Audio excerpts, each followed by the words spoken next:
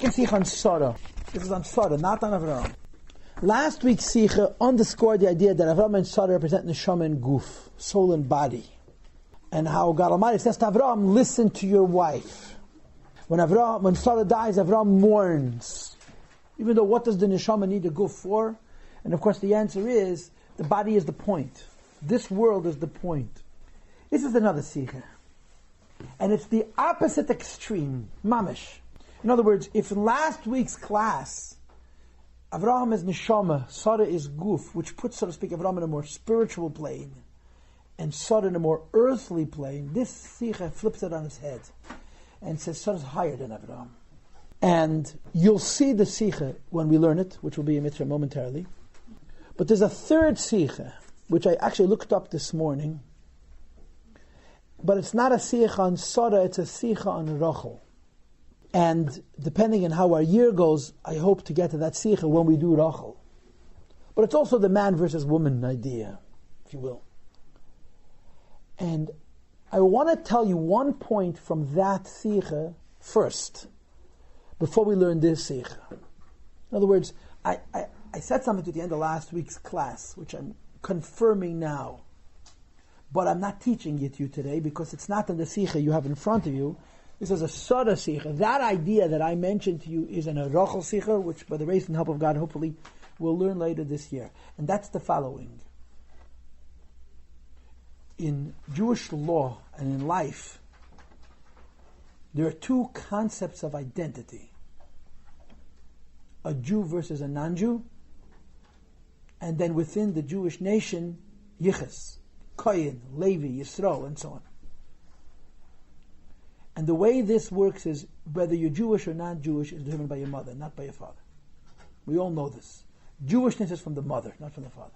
Which, by the way, puts a certain amount of seriousness to the following. What's the difference between a man who converts and a woman who converts to Judaism? A man who converts is converting himself. A woman who converts is converting all of her children to the end of time. And that's part of the consideration. You have to make sure that your grandchildren want to be Jewish, or that you want them to be Jewish enough to put them through this. Because Jewish identity on a core level is from the mother and not from the father. Okay? However, once you're Jewish, what kind of a Jew you are, Kohen, Levi, Yisrael, is determined by the father. Yiches is Achar Ha'av. All over the Chumash, we read about the patriarchal dimension of continuity, of genealogy. The unspoken one, in other words, the deepest one, is, am I a Jew or am I not a Jew? That determination is made by the mother. So there's this Rachel Sicha, which is the Sicha of the Rebbe on Rachel. It's a Vayechi Sicha, actually, and it's a subtle Sicha. It's a subtle Sicha. It's not a simple Sicha. It seems simple, but it isn't. It's, Yankov is coming to Yosef. After he asks Yosef to bury him in the Ma'aras HaMachpelah, and he's justifying why he didn't bury his mother, Rachel, there. And it's really odd. Yosef is in Egypt. He's a responsible man. He's a politically connected person. He's one of the most powerful men in the kingdom. And his father says, take my remains and move me to Canaan. Which is not easy. It's an insult. You know, imagine the king of the president of the United States of America, and you want to get buried in Israel. It's not, can't do that. And he insists that Yosef himself make sure that it happens. And Yosef scratches his head and said, my mother was a stone's throw from Ma'aras HaMachpelah, and he couldn't bother to schlep her to the Ma'aras HaMachpelah. He buried her on the road. Kevei Rachel. So the Rebbe has this Sicha. And the Rebbe makes a number of observations. The first observation is, if Yankov is going to apologize, don't you think you should apologize earlier? You call your son and say, do me a favor. Bury me in the Holy Land. I know it's inconvenient. I know it's hard. Bury me in the Holy Land. Swear. He swears. Okay, done. Years later, he comes back again. Yankov is dying. I'm sure a blessing. He says, oh, by the way, I'm sorry I didn't do the same for your mother. The sequence is unreasonable. It doesn't make sense. So the Rebbe develops a wonderful, the Rebbe says, there's no doubt. Yaakov knew that Yosef's not angry at him. Why? Because Yosef was an incredibly forgiving person. As we learn from the Chumash, probably the most forgiving character in the entire Torah is Yosef HaTzadik. Yaakov knows that Yosef is not holding a grudge. But Yaakov is thinking something else altogether. He says to himself like this: Yosef is not upset at me that I buried his mother on the road. But he must feel bad that she didn't get buried in Ma'aras HaMachpelah. He has nothing against me. But if the Ma'aras HaMachpelah is such a big deal that Yaakov is going to have a king, embarrass himself and schlep his remains out of his kingdom to another kingdom to bury him in a cave, that cave must be mighty important. And if that cave must be mighty important, although Yosef is not upset why I didn't do the same for his mother, but he can't help but feel bad for his mother. Not what I did to his mother, but the mere fact that his mother, the Ma'aras HaMachpelah, must hurt him. So Yaakov is not apologizing, but he's explaining. What is he explaining? He explains to Yosef the following. He says, your mother died. I could have taken her to Ma'aras HaMachpelah. Her wish was to be buried on the road. Why was it her wish buried on the road? Because she understood that there's going to come a time when the Jews are going to be running away from Israel in desperation, into exile, and they're going to pass by her grave on the road. If she's buried in Ma'aras HaMachpelah, they don't come across her. She wants the people to find her. As they're running away from Jerusalem, they're going to pass by Beis Lechem, they're going to come across her grave, they're going to stop and pray. And Rachel says to Yaakov, bury me here, so that in hundreds of years from now, when our descendants, or your descendants, are running off into exile, they will come across my grave as they're running out of Eretz Yisrael. They'll come here, they'll talk to me, I'll talk on their behalf to God, then it will be beneficial. But we all know the story. So, the Rebbe says, Yaakov was not apologizing. There was nothing to apologize for. Yosef wasn't holding a grudge. Yaakov was simply explaining to Yosef, don't feel bad that your mother is buried on the road. This was her choice. This was her wish. That's the word of the Rebbe Sich. Then the Rebbe has a question. So if it's Rachel's choice to be buried on the road, so when the children of God go to exile, they should stop at her grave. So why doesn't Yaakov do the same thing? Bury me logistically on a road. And the Rebbe's answer, in plain English, is the sacrifice a mother makes, nobody makes.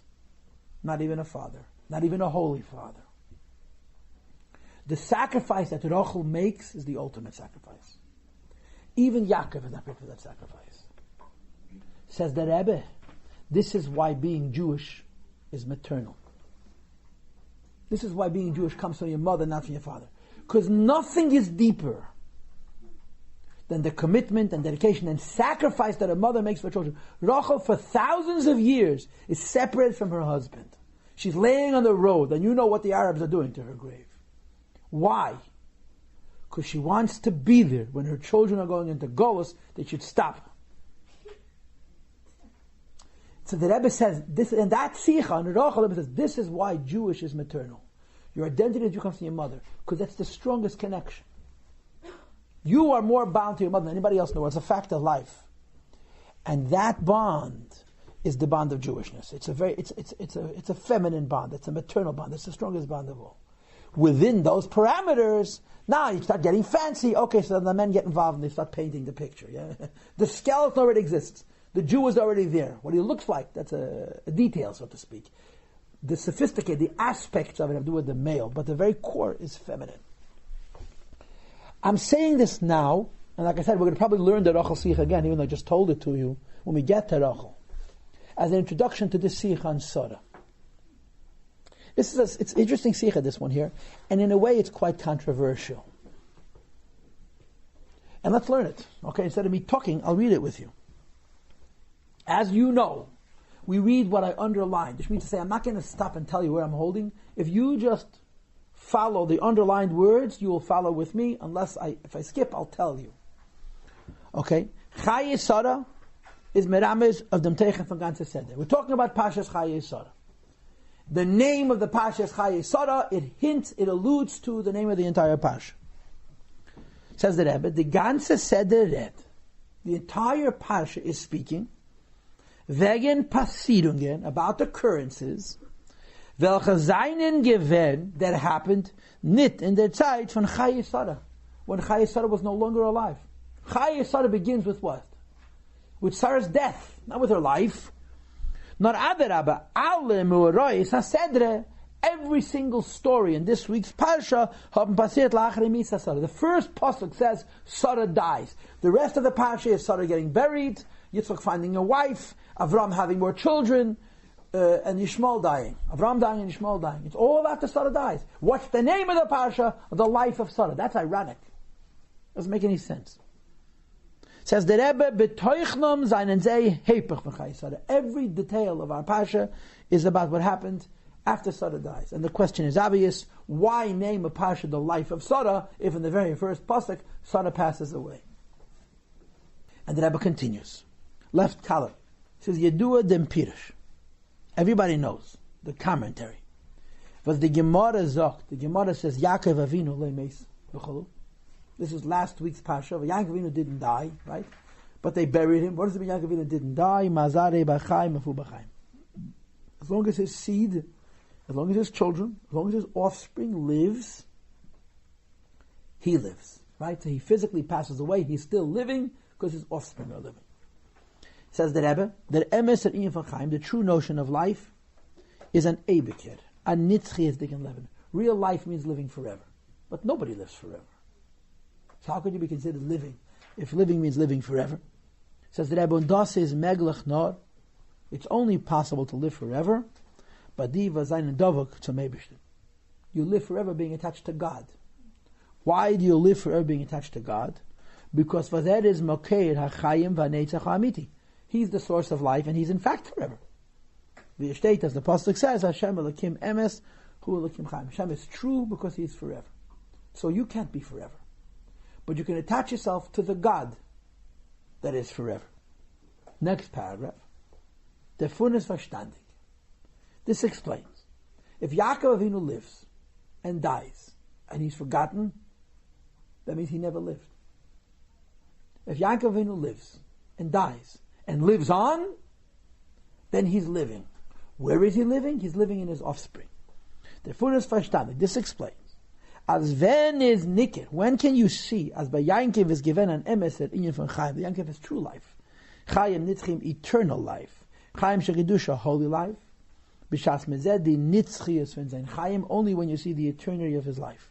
In other words, as oich la'acharei teis hanashalom ben aguf. He has biologically passed on.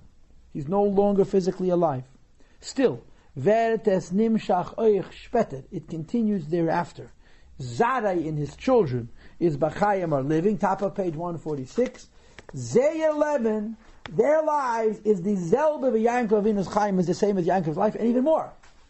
When children continue the ways of their parents and follow in the footsteps their parents set, they prove that the parents were always alive. When children fail to follow the ways of the parents, they prove that the parents were never alive. Yaakov becomes living when you see his children living. Says the Rebbe al derech zeh move him in a. There's your answer. How come the Parsha that speaks about everything that happened after Sara dies is called the life of Sara? Simple. When werden is gale bestätigt. What reveals and what determines, what fixes Chaye Sara, that Sara is living, really living? When the hashpah von Shnei Chaye Sara, when the influence of the years of the life of Sara is kentik oich, is evident also noch in zman von ihr leben b'al madein, after she dies. We all live, but we all die, right? There's something which is an absolute guarantee for death. What is that? Being born. Ha ha ha. Everybody dies. The proof that Sara is alive is that after she dies, she lives on. When all the good and holy things she did, continue after her death, only then can an then you can refer to the biological 127 years that she actually lived, but then that's called she really lived. Life, that's worthy of the denotation. Life, the true life of Sara is her children. Everybody wants this, right? Your children follow in the ways of the parents live on. I remember Shloshim of Gimel Tammuz, in 1994, Rabbi Groner spoke in 770. And he said that there were the Hecht brothers, who were giants, some of the most important Lubavitcher Hasidim in our generation. They lost their father in 1954. I think he was less than 50. Died very young, Shiach. And the Rebbe came to Menachem Ovel. The Rebbe came to console them. There were 6 brothers. And the Rebbe went into their mother. And she was shattered. Her husband was a very special man. She had wonderful children. She had a wonderful husband. She was shattered. And the Rebbe went into her. And the Rebbe said to her, it's very difficult. However, the Rebbe worded it, but very sensitively. It's very difficult. There's the lack of the presence of your husband. But when you see all of his 6 children, I don't know if he had any daughters, I think he had 6 sons, living as he lived, as he wished for them to live, that's the greatest consolation. In other words, in these boys, he lives, so to speak. Chayi Sara. When Sara dies, and Sara doesn't die, you know the Sara lived. That's the Gedai. Right? Page 147. Behegdim. I want to preface, however, first, Hachilik Tzvish Avram and Sara ben Eliezer told us. There's a big difference in Avram and Sara. And the Rebbe said something I think it's very controversial. It's very controversial both ways. In other words, everybody's going to have a problem with the Sikha for one reason or another. Either you're going to think that the Rebbe is picking on Avram, or you're going to think that the Rebbe is picking on Sara, depending on your philosophy of life. But there's a difference. The biblical account of Avram and Sarah's life paint them in very, very different ways. And I'll use words as an introduction. Avraham is described as a pluralist. A pluralist means that Avraham's influence reaches everybody. Sarah is described as being very, very, very singular and narrow, even chauvinistic, even aloof. And the Rebbe brings you several proofs for this. And the Rebbe is going to argue that these 2 individuals, Avraham and Sarah, who represent the message of God, are representing the message in these 2 ways. Avraham is representing how this message reaches as far as it can possibly reach. And Sara represents how this message is preserved in its purest form, in its narrowest form. So let's read it inside. Avraham is kipshute given nish nar dem Vater von Yitzchak. Avraham biologically had more than one son, right? How many children did Avraham have? How many? 8. Something like that, 8 or 9. He had Yishmael, Yitzchak, and then he was 140 years old. Boom, he married a girl named Keturah, who, by the way, is the same person as Hagar, and had another 6 or 7 kids, a bunch. In the end of our Pasha Chayesara, Avraham had many children, who were the father of many nations. Efa v'chanecha vida ve'eldor, right? Chol eila b'nei Keturah. And then they have children's children. Midian is amongst them. So Avraham had a lot of kids who had a lot of kids who had a lot of kids. Yeah, okay. Noreich von Yishmael. Avraham had another son, Yishmael. Biz v'chazal zogen as bincha yechidcha sherahavta esayish Yitzchak and Yishmael. Avraham had 2 only children that he loved. Yishmael was an only child that he loved from Hagar. Yitzchak is an only child that he loved from Sara. Nachmer, Yishmael is by him geboren 5 Yitzchak, and moreover, Yishmael was older than Yitzchak. And then on top of those 2, he has a whole bunch of kids at the end of our Pasha, right? Dakeg Sara. On the other hand, Sara is given the mutter nor von Yitzchak. Sara is the mother only of Yitzchak. This haste, in other words, Ir Shayches is blois Am Yisrael. She has to do with Jews and Jews alone. Avraham is the father of our nation. But he's not only the father of our nation. He's called Av Hamoyin Goyim, a father of a plurality of nations. Avraham's influence reaches the entire world. Avraham taught the world 3 lessons: kindness, monotheism, and Jewish and education, children. Those lessons are by no means Jewish. They're human. Human beings give charity. Avraham Avinu is the father of charity. Human beings believe in one God. Avraham Avinu is the father of one God. Human beings feel like the children have to be raised, not just they should make money, but they should be moral human beings. Avraham was the father of education. It's impossible to say Avraham Avinu belongs exclusively to the Jewish people. But Sarah, only the Jews. Avraham's mandate is broad, Sarah's mandate is narrow. No, that's Yitzchak and Rivka, not Sarah. After, like your descendants. But she is the mother only, point well taken by the way, but she's the mother only of Yitzchak. 148, please. I'm sorry that the copies are not so good. Whatever, these are great-grandchildren of the original. That's why they're so poor. Avraham's role was to teach God to everybody, by no means Jews. Avram Avinu made the word God become everybody's, by no means Jewish. The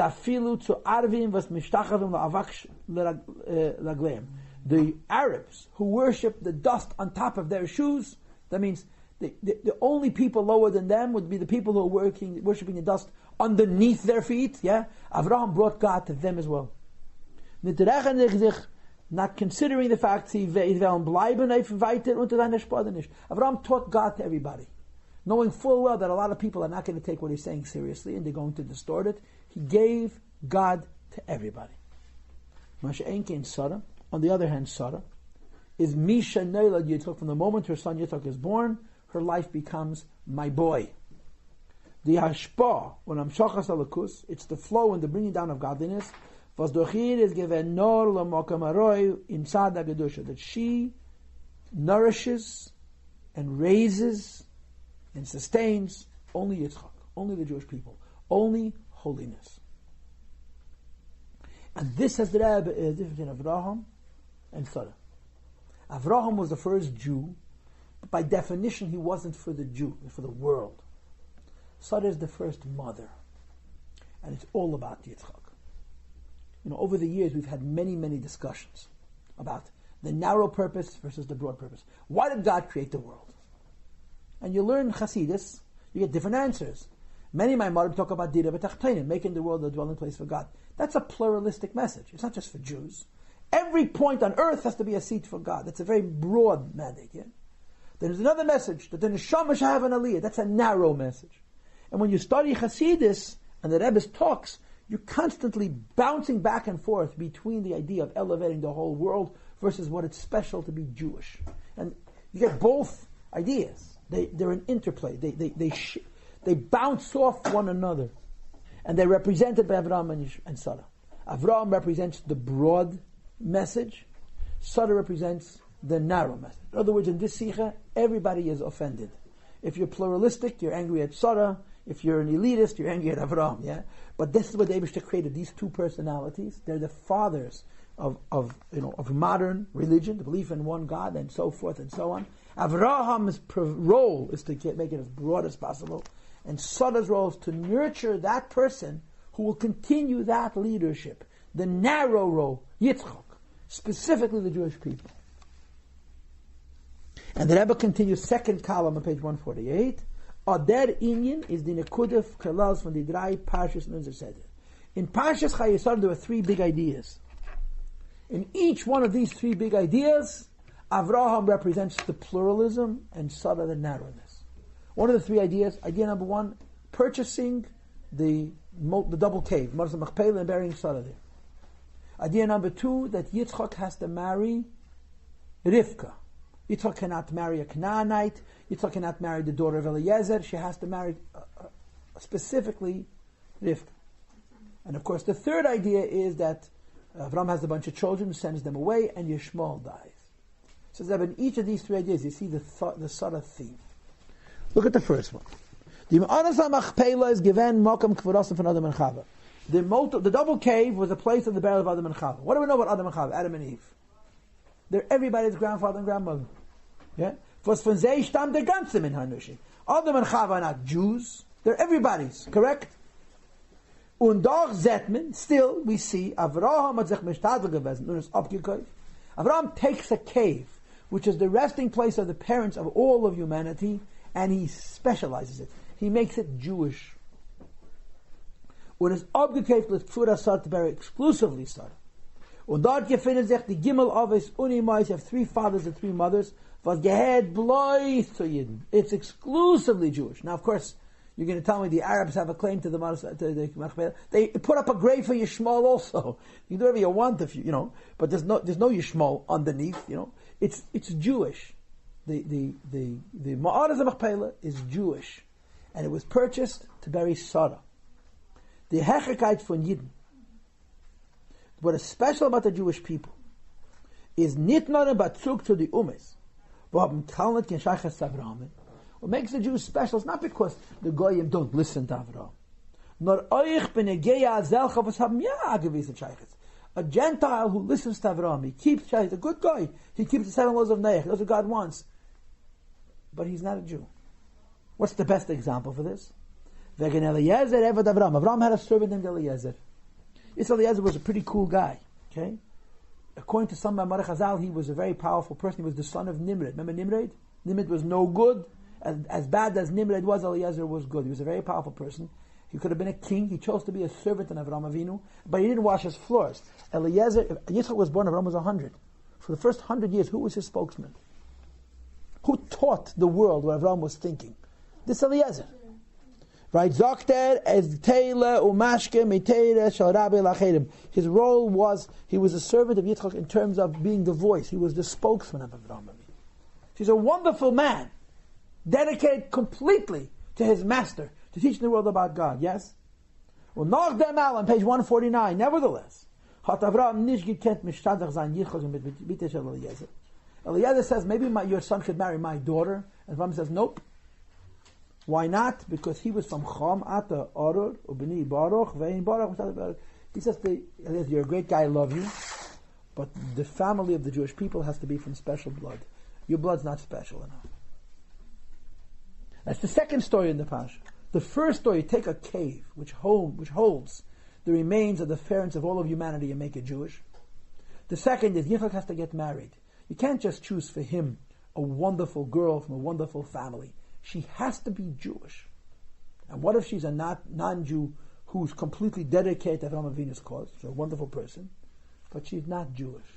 That is Sarah's domain, not Abraham's. The idea that it's not enough to be in the ways of Avraham Avinu, but you have to literally carry the genetic seed of Avraham Avinu.